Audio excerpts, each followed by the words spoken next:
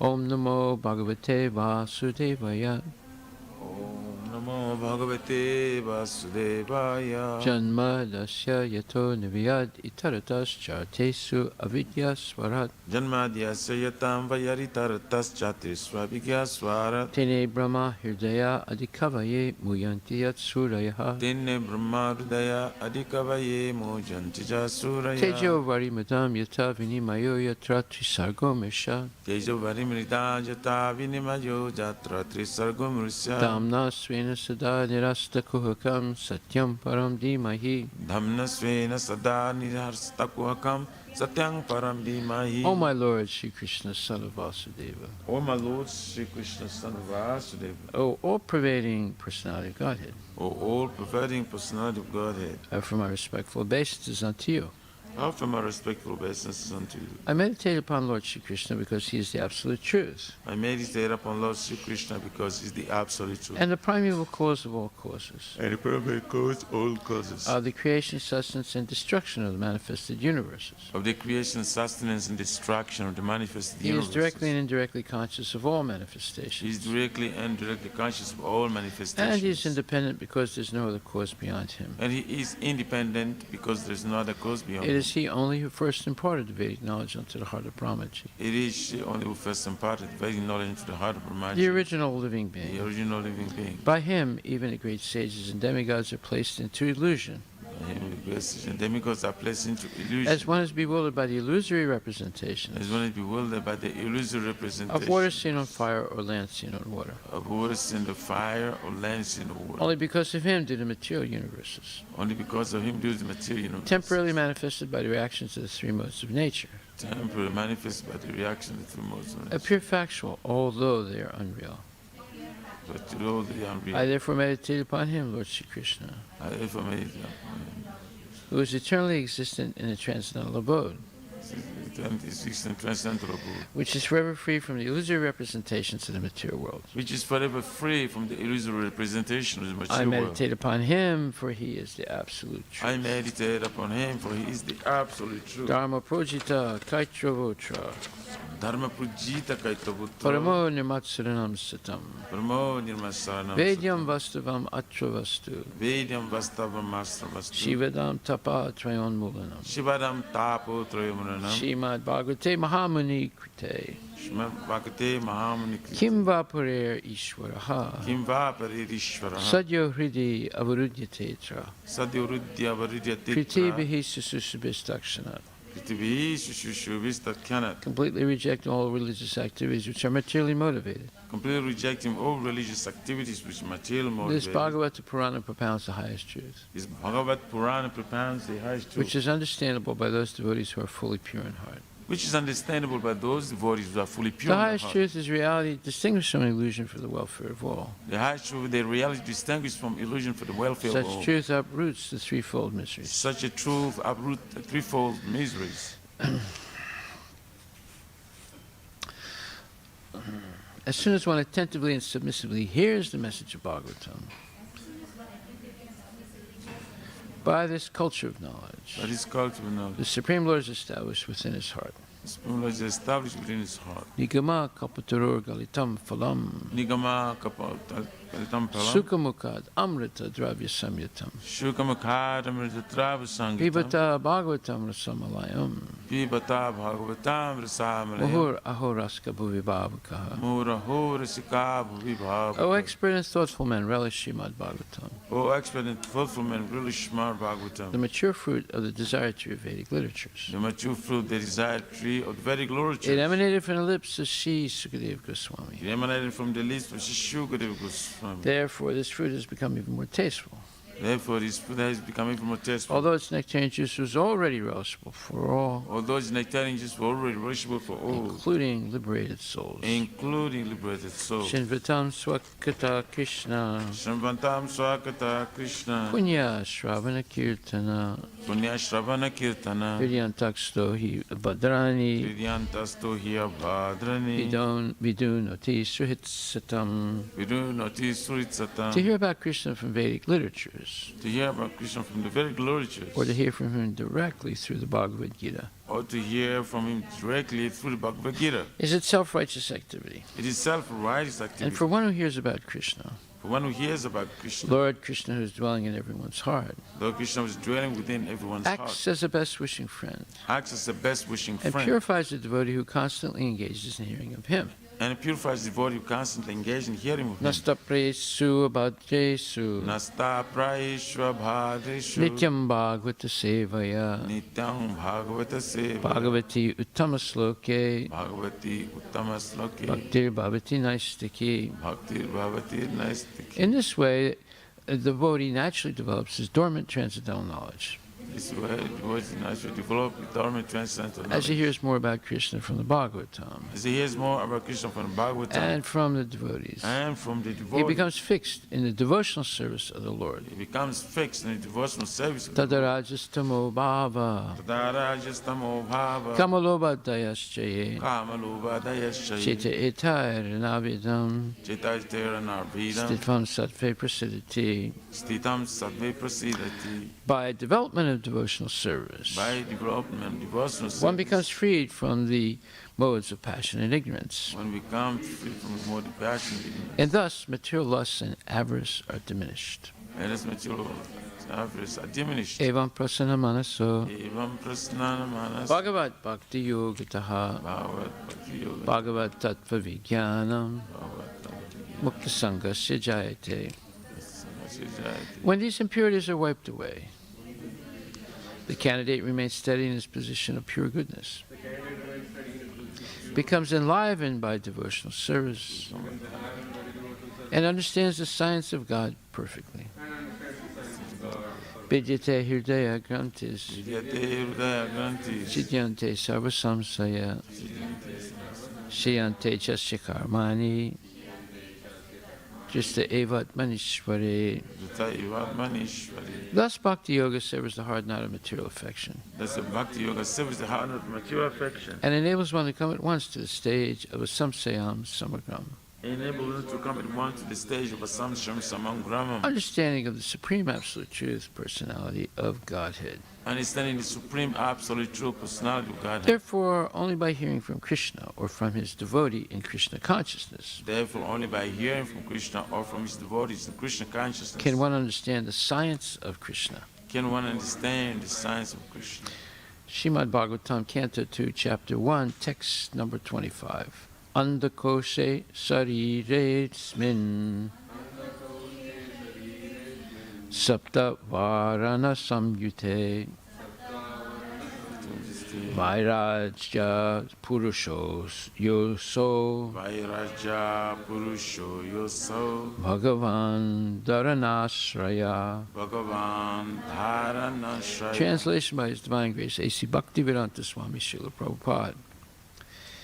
The gigantic universal form of the personality of Godhead within the body of the universal shell, which is covered by sevenfold material elements, is the subject for the Virat conception. Purport by His Divine Grace, A.C. Bhaktivedanta Swami Prabhupada. Simultaneously, the Lord has multifarious other forms, and all of them are identical with the original fountainhead form of the Lord, Sri Krishna. In the Bhagavad Gita, it has been proven that the original, transcendental, and eternal form of the Lord is Sri Krishna, the absolute personality of Godhead. But by his inconceivable internal potency, Atma Maya, he can expand himself by multifarious forms and incarnations simultaneously, without being diminished in his full potency. He is complete, and although innumerable complete forms emanate from him, he is still complete, without any loss. That is his spiritual or internal potency. In the 11th chapter of the Bhagavad Gita, the personality of Godhead, Lord Krishna, manifested his Virat Rupa, just to convince the less intelligent class of men who cannot conceive of the Lord as appearing just like a human being, that he factually has the potency of his claim to be the supreme absolute truth, absolute person, without any rival or superior.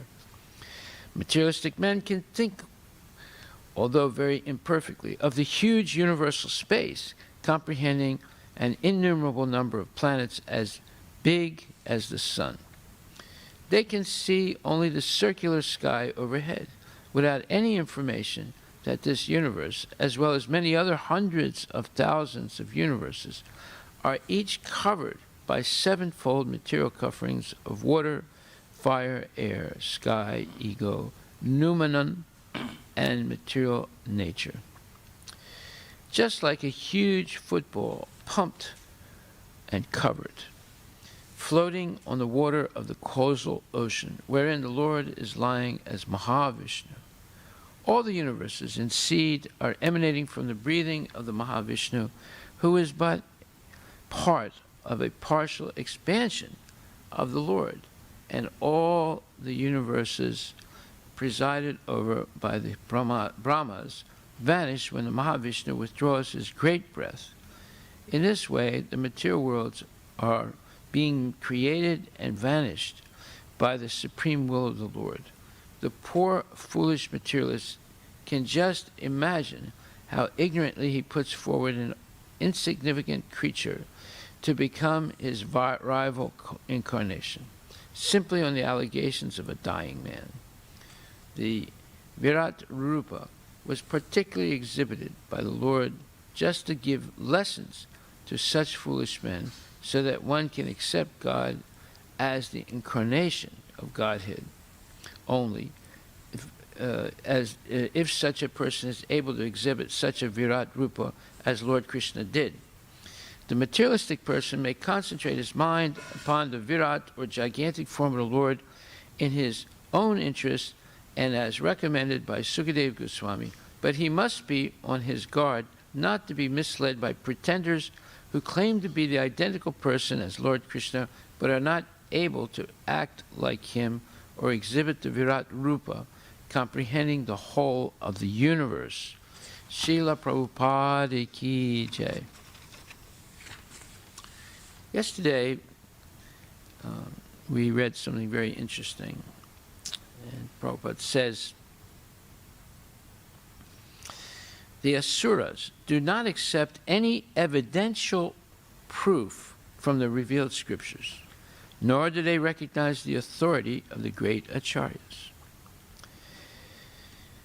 They want to see with their own eyes at once. Therefore, they can see the gigantic body of the Lord as Virat, which will answer their challenge. And since they are accustomed to paying homage to superior material strength, like that of the tiger, elephant, and lightning, they can offer respect to the Virat Rupa, Lord Krishna, by the request of Arjuna exhibited his Virat Rupa for the Asuras. A pure devotee of the Lord, being unaccustomed to looking into such a mundane, gigantic form of the Lord, requires special vision for the purpose. The Lord therefore favored Arjuna with special vision for looking into his Virat Rupa, which is described in the 11th chapter of the Bhagavad Gita. The Virat Rupa of the Lord was especially manifested not for the benefit of Arjuna, but for that unintelligent class of men who accept anyone and everyone as an incarnation of the Lord, and so mislead the general mass of people. For them, the indication is that one should ask the cheap incarnation to exhibit his Virat Rupa and thus be established as an incarnation.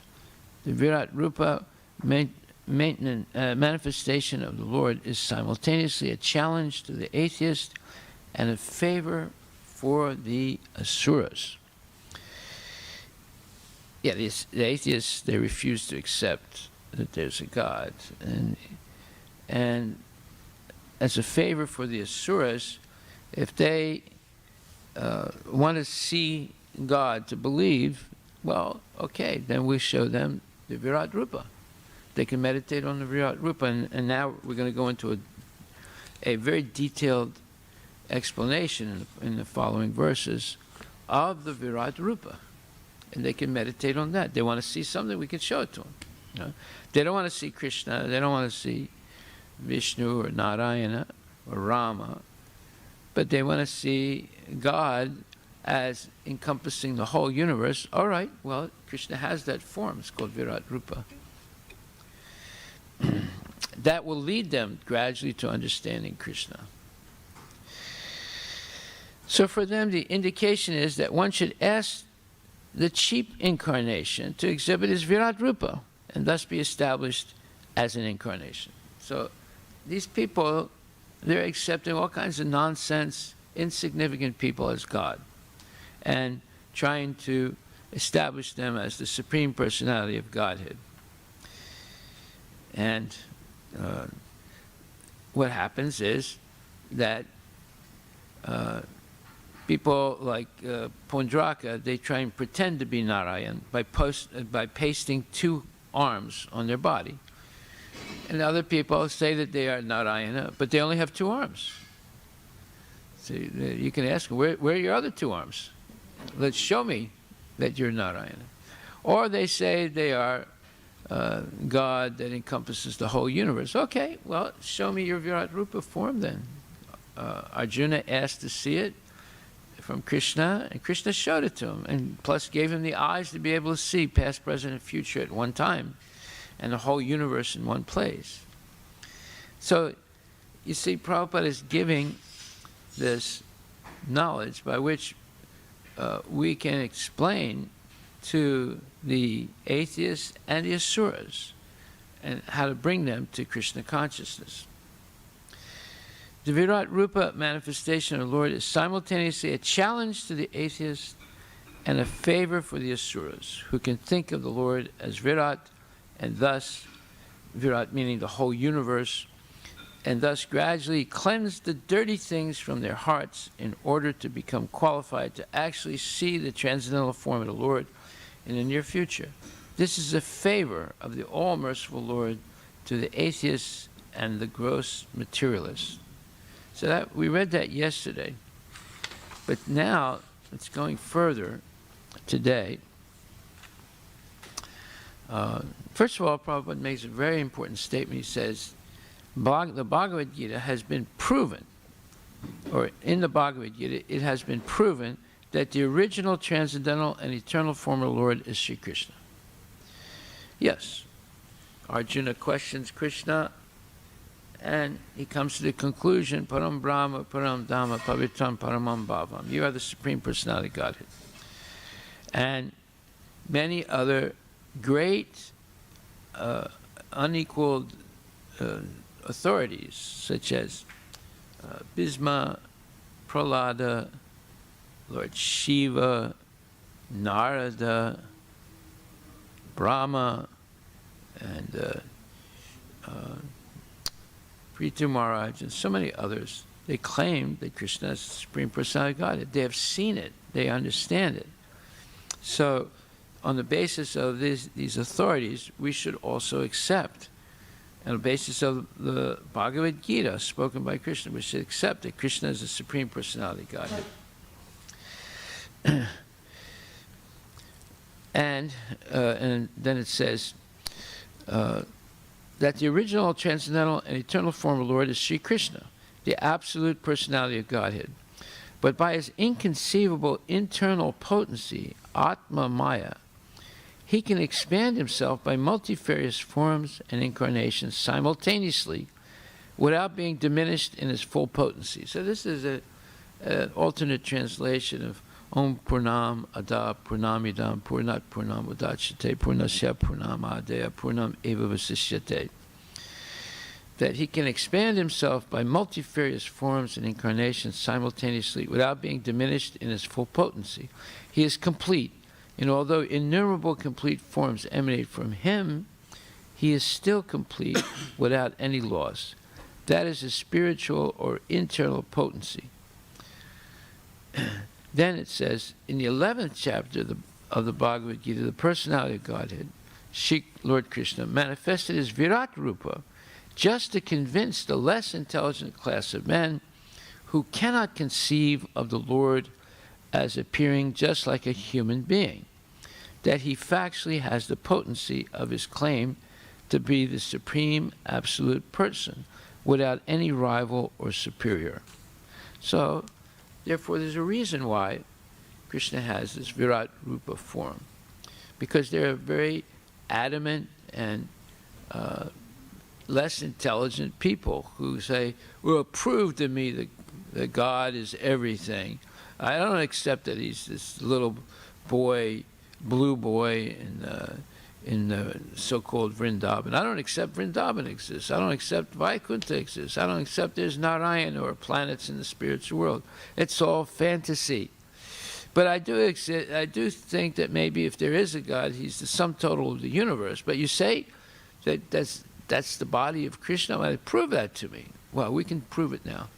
We're going to hear a very detailed description of Virat Rupa as the sum total of the entire universe. Okay, so he manifests as Virat Rupa just to convince the less intelligent class of men who cannot conceive of the Lord as appearing just like a human being, that he factually has the potency of his claim to be the supreme absolute person without any rival or superior. So these atheistic or asuric people, they only believe in matter. Well, the sum total of matter is the Virat Rupa. And there's an explanation of it that we're going to hear now. Okay, so materialistic men can think, although very imperfectly, of the huge universal space comprehending an innumerable number of planets as big as the sun.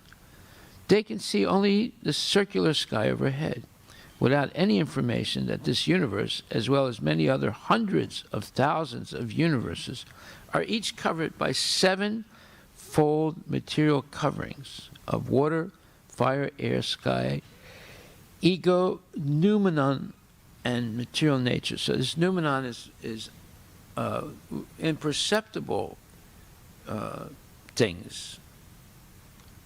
Like one example is electromagnetism. You can't see it, but it's there. So everything phenomenal and noumenon. So this is explained in the third chapter, where Krishna says, Jnanam teham cha vijnanam. Second. Third chapter, verse number 3 or 4. Yes, number 3.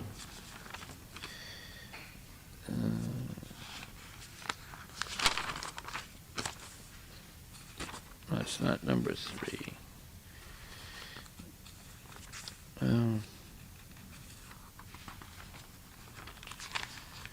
I'm sorry, 7th chapter, number 3. There he says, Jnanam teham savijnanam yata yasyasi yat idam vaksyam yasesataha yadyadva nehabhyuho nyaj gatavyam avasisyate. I shall now declare unto you in full this knowledge, both phenomenal and numinous. This being known, nothing further shall remain for you to know. So Prabhupada explains, complete knowledge includes knowledge of the phenomenal world, that's what you can see, the spirit behind it, which you can't see, and the source of both of them, which you also cannot see. Right? Krishna is the source of both of them, and the spirit behind it, it's the jivas and the super soul. It's actually referring to the super soul. And the source of all that is Krishna himself. This is transcendental knowledge. The Lord wants to explain the above-mentioned system of knowledge because Arjuna is Krishna's confidential devotee and friend. Okay, so this, it says here numinous, and over here it says noumenon. So when Prabhupada explains that, he says that materialistic men can think, although very imperfectly, of the huge universal space comprehending an innumerable number of planets as big as the sun. They can see only the circular sky overhead, without any information that this universe, as well as many other hundreds of thousands of universes, are each covered by sevenfold material coverings of water, fire, air, sky, ego, noumenon, and material nature, just like a huge football pumped and covered. So not only is there the visible part of the universe, there's an unseen part of the universe, which are the coverings, 7 coverings, and each one is 10 times bigger than the other. So this Virat Rupa contains all of that, the part you can see and the part you can't see. There's a description of what you can't see, of what you can see, and also there's a description of what you can't see. So there is a lot more to understanding Krishna than people can even imagine, right? And it says he says, and this huge football-shaped, pumped and covered thing is floating on the water of the causal ocean, wherein the Lord is lying as Mahavishnu. All the universes in seed are emanating from the breathing of the Mahavishnu. Just imagine how big the Mahavishnu must be, right? Much, much bigger than millions of universes. And the universes emanate from his breathing like molecules. And Mahavishnu, who is but part of a partial expansion of the Lord. Part of a partial expansion of the Lord. So you have Krishna, and then Balaram, then the first Chaturvyuha, then Narayana, then the second Chaturvyuha, and then come the Vishnu forms, Mahavishnu, Garbhodakshaya Vishnu, Kshirodakshaya Vishnu. So he's describing Mahavishnu, who is but a part of a partial expansion of the Lord, and all the universes presided over by the Brahmas vanish when the Mahavishnu withdraws his great breath. In this way, the material worlds are being created and vanished by the supreme will of the Lord. The poor, foolish materialist can just imagine how ignorantly he puts forward an insignificant creature to become his rival, the rival incarnation of Krishna, simply on the allegations of a dying man. So he's talking about a lot of different people here. One of them would be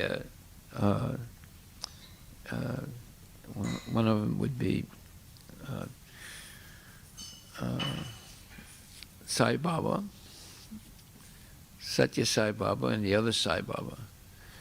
And there are many others, many others, that make these claims, and then other people believe them because they have no knowledge of the length and breadth and width of the Supreme Personality of Godhead. They have no understanding of the creation. They have no understanding of anything. The poor, foolish materialist can just imagine how ignorantly he puts forward an insignificant creature to become his rival. His is capitalized, so it means Krishna's rival incarnation, simply on the allegations of a dying man. The Virat Rupa was particularly exhibited by the Lord just to give lessons to such foolish men, so that one can accept a person as the incarnation of Godhead only if such a person is able to exhibit such a Virat Rupa as Lord Krishna did. So this is the litmus test. You claim to be God? Okay, you show me your Virat Rupa, which encompasses everything, past, present, and future, and everything in the universe, and everything we can't even see, like the 7 coverings of the universe, right? The materialistic person may concentrate his mind upon the Virat, or gigantic form of the Lord, in his own interest, and as recommended by Sukadeva Goswami. So if a person refuses to accept that Krishna is God, or Narayana is God, or Rama is God, and they just have this hazy idea that, as we explained, the pantheistic idea that the whole universe is God. Well, now we can explain to them the form of the whole universe, which is contained in the Virat Rupa. And let them meditate on the Virat Rupa. It's a material thing, by the way. When the material world ends, the Virat Rupa ends. And when the material world is manifested again, it appears. It's not an eternal form of the Lord. But he must be on his guard not to be misled by pretenders who claim to be the identical person as Lord Krishna, but are not able to act like him or exhibit the Virat Rupa, comprehending the whole of the universe. So Prabhupada is brilliant. There's no one comes near him. And that doesn't mean he's greater than all the acharyas, but he has distilled the knowledge that all the previous acharyas have given and Krishna has given, and is presenting it in an understandable way to us, in easy-to-read English. Now, this goes even further. Now, when Lord Chaitanya is speaking to the Mayavadi sannyasis in Praksananda Saraswati, they begin to, after, he speaks very sweetly to them to try and convince them that Krishna is the Supreme Personality of Godhead, because they purposely wanted to meet him to convince him that Krishna is not God. See, that's why they wanted to talk to him, and they accepted to meet him. They were going to convince him that Krishna is not God. But he, and they begin by putting him on the defensive. This is a tactic used by all kinds of nonsense people. They put you on the defensive. So they try and accuse him of not being a proper sannyasi because he's chanting and dancing Hare Krishna like a sentimentalist. But the real sannyasis, they study Vedanta all day long, right? So Lord Chaitanya clears that misconception away, right? And explains to them that his guru told him, you're a fool, and you're not, and don't waste your time trying to understand Vedanta, because you will not understand it. Just chant and dance and take prasadam. But now, after convincing them why he's chanting and dancing, right, and that he does it with sweet words, so that sweetness and his physical beauty softens their minds, their heart, their hell-bent desire to convince him Krishna is not God, or God is not a person. And now they try and find some middle ground. See, first they started by putting him on the defensive. Say, whenever anyone puts you on the defensive by criticizing something, could be a relative, could be a so-called teacher, it could be an atheist, it could be a CEO, it could be a XYZ, anybody. That is a technique to convince you of something by making you feel as if you may be wrong about something else, right? Okay, so now Lord Chaitanya passes that hurdle. So they so they begin to speak nicely to him. They're not challenging now. They say, but in a submissive way, they say, well, dear Chaitanya Mahaprabhu, they said, to tell you the truth, we are greatly pleased to hear your words. Yeah, because you spoke very sweetly to them. And furthermore, your bodily features are so pleasing that we feel extraordinary satisfaction in seeing you. Yeah, he looks and acts like a perfect Vaishnava. Dear sir, by your influence our minds are greatly satisfied, and we believe that your words will never be unreasonable. So, they're saying, look, we thought you were a fool, a jerk, a nonsense, but now we see that you're a reasonable person. The way you spoke really impressed us. You see, so speech is the #1 quality by which people can judge another person. So if we use bad language, if we are unnecessarily harsh and mean, if we talk nonsense, right away people turn off. They say, this guy is nonsense. I'm not going to have anything to do with him. Right? Even though you're dressed like a devotee, you chant Hare Krishna. Okay?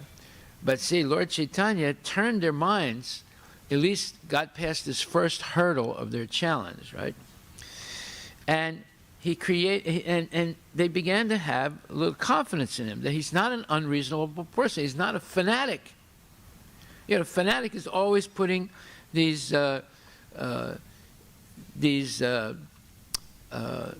hurdles in front of a person that they can't get past. And the fanatic says, unless you accept Lord Chaitanya as the personality of God, I'm not going to talk to you. Well, okay, that means they're not going to talk to you either. So you can't be a fanatic. So so they're saying, look, you'll never be unreasonable. Therefore, you may speak on the Vedanta Sutra. So, Lord Chaitanya says that, they say that, can you speak on the Vedanta Sutra?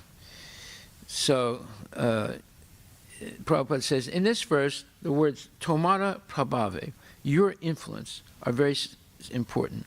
Unless one is spiritually advanced, he cannot influence an audience. Bhaktivinoda Thakur has sung, Sudha Bhakata Charana Renu, Bhajana Anukula. Unless one associates with a pure devotee, he cannot be influenced to understand devotional service. These Mayavadi sannyasis were fortunate enough to meet the Supreme Personality of Godhead in the form of a devotee, and certainly they were greatly influenced by the Lord. They knew that since a perfectly advanced spiritualist never says anything false, all his words are reasonable and agree with the Vedic version. A highly realized person never says anything that has no meaning. Mayavadi philosophers claim to be the Supreme Personality of Godhead, and this has no meaning, but Sri Chaitanya Mahaprabhu never uttered such nonsense. The Mayavadi sannyasis were convinced about his personality, and therefore they wanted to hear the purport of Vedanta philosophy from him. You see, he was able to gain their trust. He was able to convince them that he would never be unreasonable. He wouldn't talk nonsense. He wouldn't be harsh and mean and make, a line in the sand. You draw a line in the sand. It's a Latin term. It comes from Latin. It's, in other words, you draw a line in the sand. You go one foot past this, that's it, you're done. I'm done with you. Right? He doesn't do that. He brings them through sweetness, through humility, through compassion, and by speaking genuine shastric, evidential phrases and points to gaining their confidence. Okay? And then Lord Chaitanya says, the Vedanta philosophy consists of words spoken by the Supreme Personality of Godhead, Narayana, in the form of Vasudeva. So Narayana appears as Vasudeva, who is empowered, literary incarnation of the Supreme Personality of Godhead. And he's the one that actually wrote the Vedanta, right?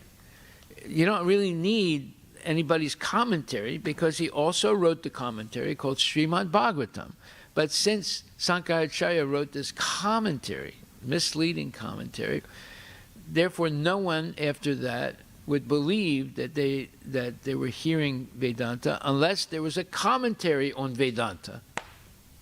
So the Vaishnavas were forced to write a commentary. They didn't have to. The commentary, the natural commentary is Srimad Bhagavatam. But in order to overcome this new misconception, they appointed someone to write a commentary on Vedanta, right, which is called the Govinda Bhasya. So now we come into a very interesting point, and that is, after hearing the Mayavadi sannyasis speak in this way, they were speaking humbly. It said, "Dear sir, there's no objection to you being a great devotee of Lord Krishna. Everyone is satisfied with this. But why do you avoid discussion on the Vedanta Sutra? What is the fault in it? So now they're presenting a second hurdle to him, but with humility. And Lord Chaitanya says, after hearing the Mayavadi sannyasi speak in that way, Lord Chaitanya Mahaprabhu smiled slightly and said, "My dear sirs, if you don't mind, I can say something to you regarding Vedanta philosophy." He didn't say, "You idiots, you don't know, you don't understand a damn thing. You know, I'll tell you what it's all about." No. He's speaking very, very humbly and sweetly, you know, and trying to get their permission. And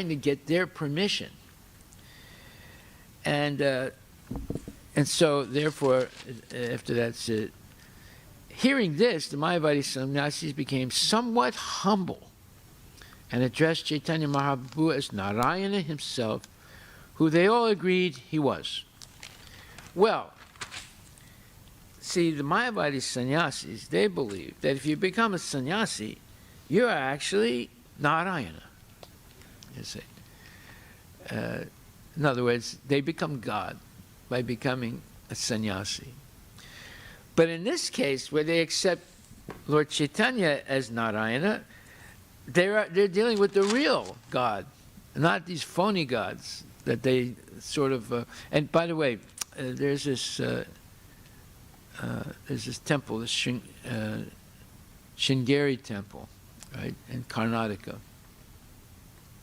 Now, what's his name?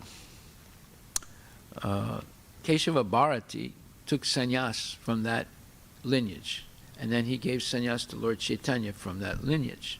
Right? Now that I looked them up, and they have this ancient temple. Their Sringeri temple is one of the 4 temples established by Sankaracharya, and the leader of the temple is called a Sankaracharya, right?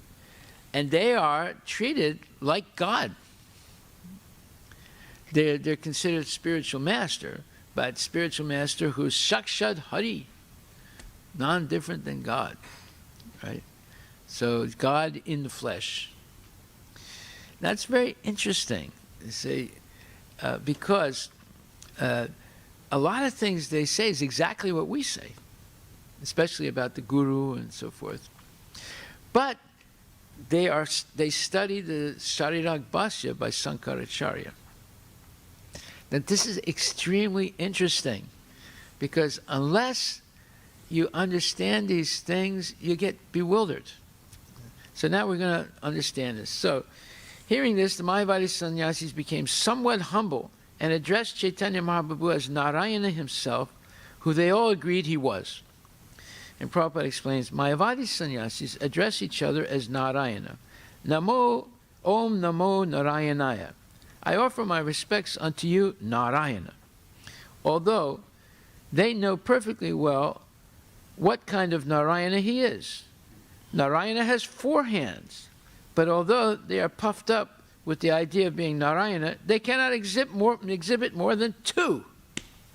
So, what kind of Narayana are they when Narayana has 4 hands, 4 arms, but their so-called Narayana only has 2, so that means it's not Narayana, but they don't accept that.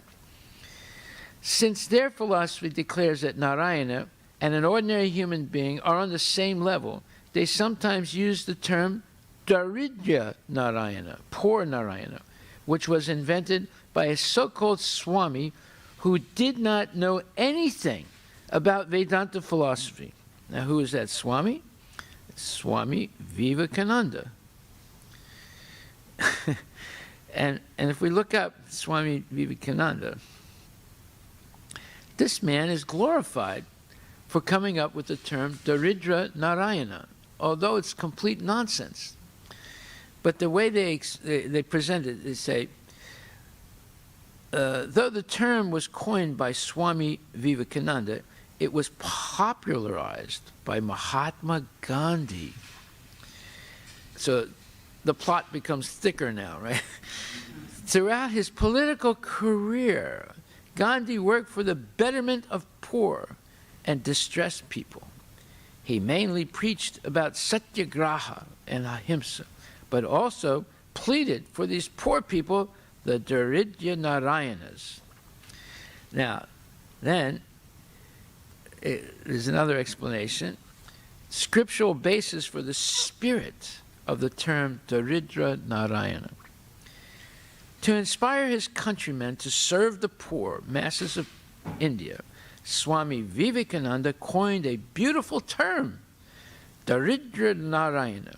Can anyone provide a scriptural explanation? Okay, so then it's the answer is, can anyone provide a scriptural explanation of this term? So somebody says, yes, the spirit of the word coined by Swamiji is fully supported by our holy scriptures. My God. The word Daridya Narayana is samasa. Is samasa with the Vyasa Vaikya.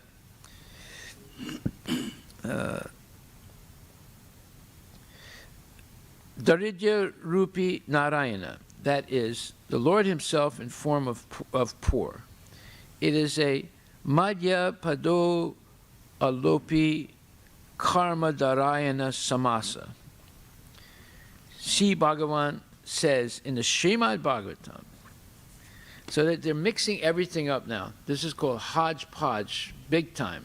This is a gigantic, and sometimes India is described as a gigantic walk in which they're making a gigantic amount of khichdi. Right? You ever see these gigantic, they don't call it a walk, what do you call it? The gigantic pot in which they make khichdi.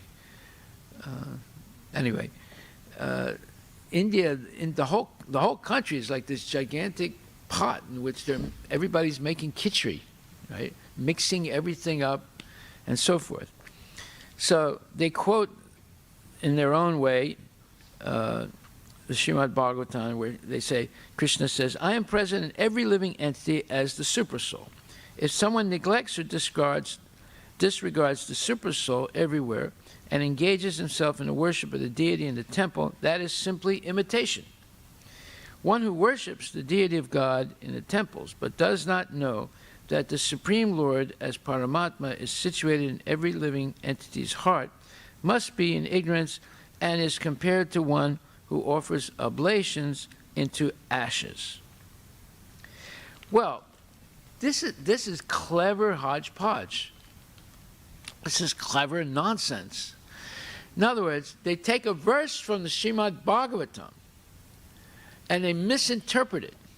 Just because Paramatma, which is an expansion of Krishna, is in the heart of everyone, does that make them Paramatma? But yes, that's their philosophy. Their philosophy is Atma becomes Paramatma. You see? Although all the Vedic evidence is that there's no one equal to or greater than the Lord. You know? And in the Chandogya Upanishad, Svetara Upanishad, there's so many verses that say that. But yet, these upstarts, nonsense speculators, beginning with Mr. Vivekananda and many others, claim that the Atma becomes Paramatma because it's nice to think that way. Right? Actually, it's not nice because it stinks. It's not thinking, it's stinking. But yet, they're doing this, and the dummies who never studied Srimad Bhagavatam and never studied anything go along with it because they know nothing. See? So Swamiji says the same thing in his famous poem translated as To a Friend. These are his manifold forms before thee. Rejecting them, where seekest thou for God?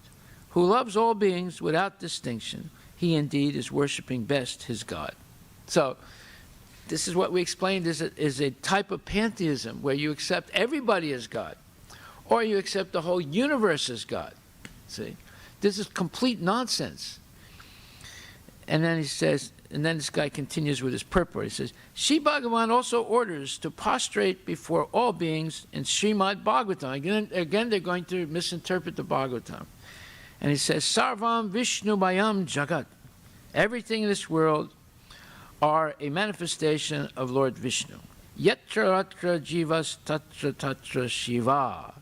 Every being is a manifestation of God, are very well-known sayings. The destroyer has also mentioned, Manava Seva is Madhava Seva. Well, you know who says that also? G.R. Swami says that. He also says, Manava Seva is Madhava Seva. In other words, serving God is serving man, because every man is God.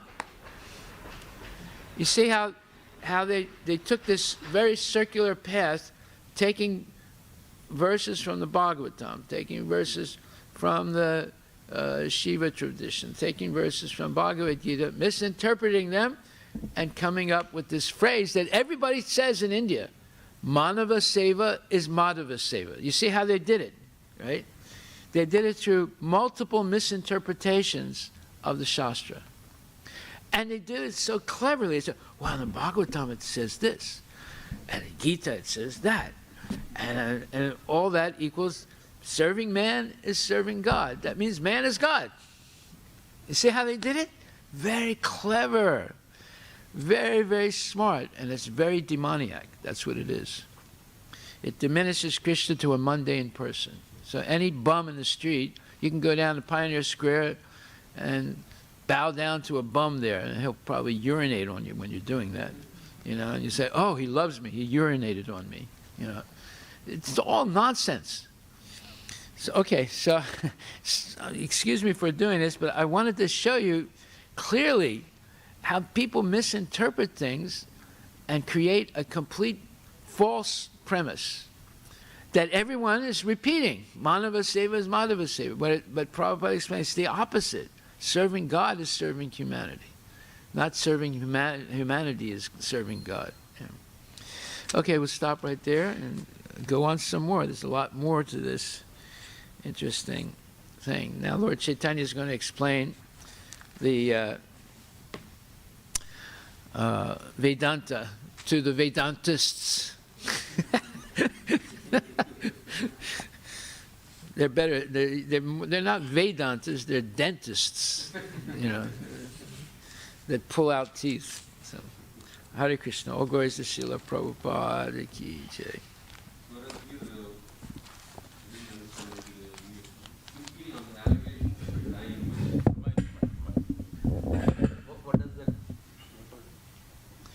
Okay, I'm not 100% sure.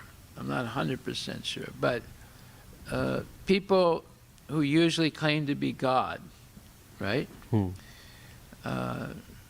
They let their disciples believe it. They let their disciples believe it and say it. And this happened in ISKCON also. Well, it usually happens when there's a Vyas Puja Day for the Guru. So people start saying things, the disciples start saying things, you know, that if the Guru doesn't stop them, they'll start saying that we see God. When we see you, we see God. Right? This happened even in ISKCON. Right? So if the Guru permits that, that means he's bogus. Right? Now, then in the prayers of the spiritual master, it says the spiritual master is Sakshat Hari, but Prabhupada explains that. He said he's the representative of the Lord, therefore he should be given all the respect of the Lord that you give to the Lord. But that doesn't mean he's become the Supreme Personality of Godhead. Whereas the Mayavadis, you see how they got to Manava Seva as Madhava Seva. They go on this circular path by misinterpreting one thing, misinterpreting another thing, and whatever they misinterpret, they take as the correct understanding of the Shastra. Yeah. And they end up with a total bogus point of view. So Prabhupada has gone through great effort to dispel all these false statements. And you see, the way they make the false statement is clever. It's super clever. They'll misinterpret Srimad Bhagavatam. They'll misinterpret Gita. They'll misinterpret Vedanta. So unless you know anything about these subjects, Gita, Vedanta, Srimad Bhagavatam, you go along with it. You say, oh, he quoted Shastra. Right? And even when it says the Guru is Shakshadhari, is same as God, it doesn't mean that he became God just by becoming a Guru. It means that if he represents the words of Krishna and the acharyas correctly, he's given the same respect that one should give to Krishna. But that doesn't make him Krishna. And when it says that God is a rupa, he doesn't have a form, it doesn't mean he has no form. It simply means that he has no form like us. Right? It's not a material form. And then when it says that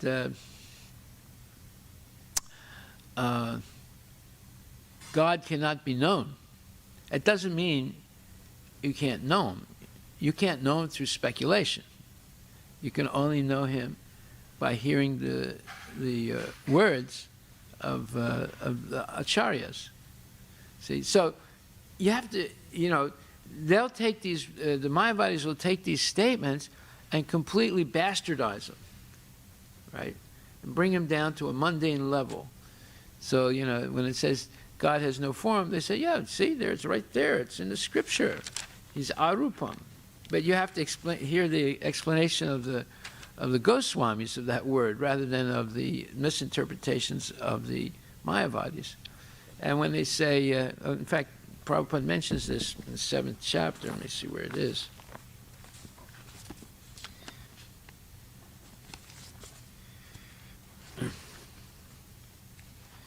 Where he says, one second, let me find it.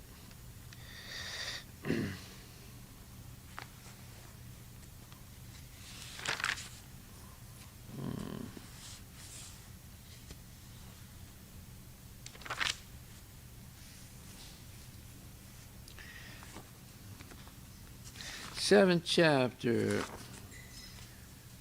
verse number 8, that's 7.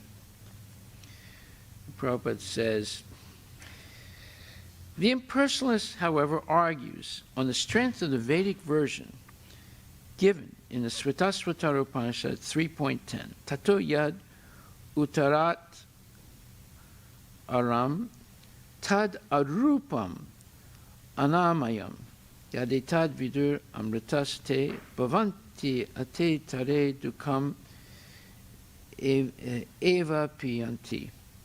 In the material world, Brahma, the primeval living entity within the universe, is understood to be the supreme amongst the demigods, human beings, and lower animals. But beyond Brahma, there's a transcendence who has no material form and is free from all material contamination. Anyone who can know him also becomes transcendental, but those who do not know him suffer the miseries of the material world. So, they're focusing on this word, the Mayavadis focus on the word arupam, which is in the Svatasvatara Upanishad, verse 3.10. Now, the Upanishads are considered the highest authority, highest Vedic authority.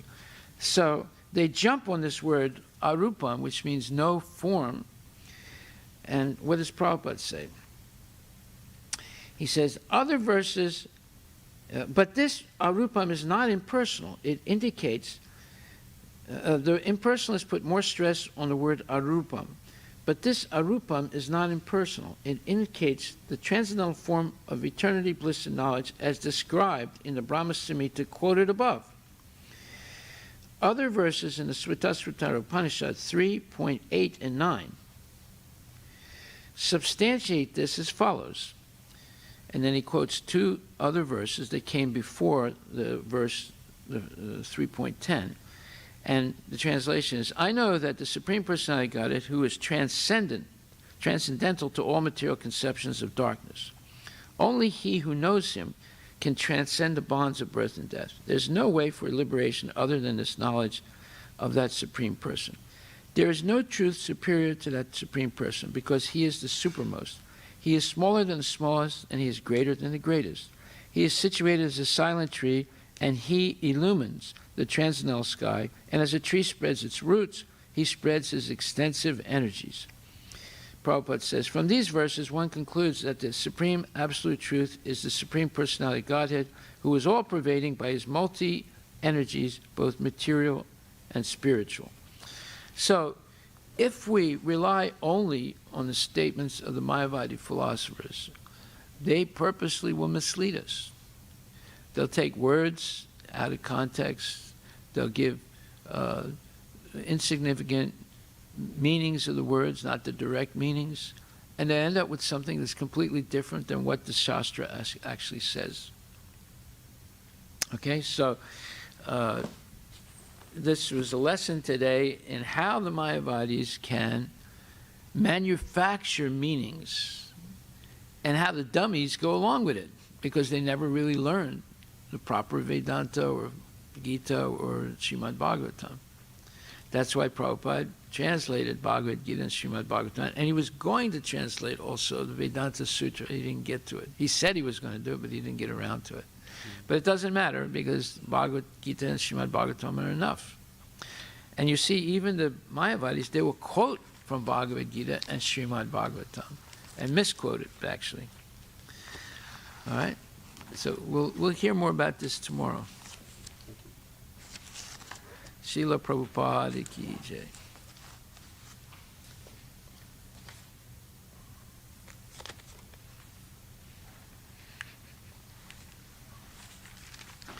You see how Vivekananda comes up with some nonsense, and then Gandhi popularizes it. and he's considered a pundit, right? And then all the people follow it, because, you know, they think Gandhi gave them independence from the British. And he's the champion of the Daridra Narayanas, right? So they'll take any. So his purpose was to stop this caste exploitation, right? And so he'll take anything. He'll take some Vedic thing that was misinterpreted by Vivekananda and turn it into a political tool to achieve his purpose. You see, because his purpose was not spiritual, his purpose was political. Although he looked like a sadhu, he acted sometimes like a sadhu, but actually was a politician. With the title of you, the saint among the politicians and a politician among the saints. Yes. And by the way, the sadhus never accepted him as a saint. They didn't go hear his lectures or anything like that. They just ignored him. Yeah. Haribol. Prabhupada ki jai.